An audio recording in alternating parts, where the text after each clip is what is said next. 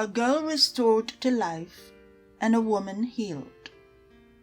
When Jesus had crossed again in the boat to the other side, a great crowd gathered round him, and he was by the lake.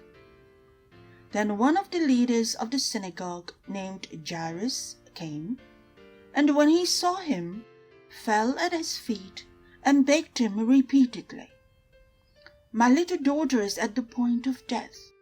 Come and lay your hands on her, so that she may be made well and live." So he went with him. And a large crowd followed him and pressed in on him. Now there was a woman who had been suffering from hemorrhages for 12 years. She had endured much under many physicians, and had spent all that she had, and she was no better, but rather grew worse. She had heard about Jesus, and came up behind him in a crowd, and touched his cloak. For she said, "If I but touch his clothes, I will be made well."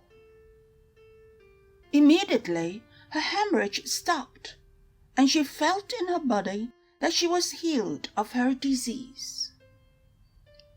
Immediately aware that power had gone forth from him, Jesus turned about in the crowd and said, "Who touched my clothes?" And his disciples said to him, "You see the crowd pressing in on you. How can you say, 'Who touched me?'" He looked all round to see who had done it. But the woman, knowing what had happened to her, came in fear and trembling, fell down before him, and told him the whole truth.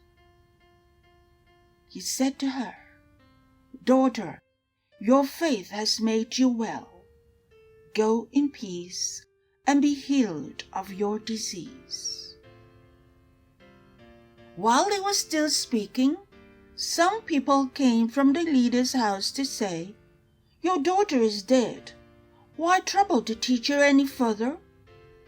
But overhearing what they said, Jesus said to the leader of the synagogue, "Do not fear, only believe." He allowed no one to follow him except Peter, James, and John, the brother of James. When they came to the house of the leader of the synagogue, he saw a commotion, people weeping and wailing loudly. When he had entered, he said to them, "Why do you make a commotion and weep?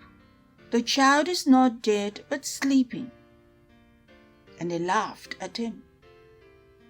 Then he put them all outside, and took the child's father and mother and those who were with him, and went in where the child was. He took her by the hand and said to her, "Talitha cum," which means, "Little girl, get up." And immediately the girl got up and began to walk about. She was 12 years of age. At this, they were overcome with amazement.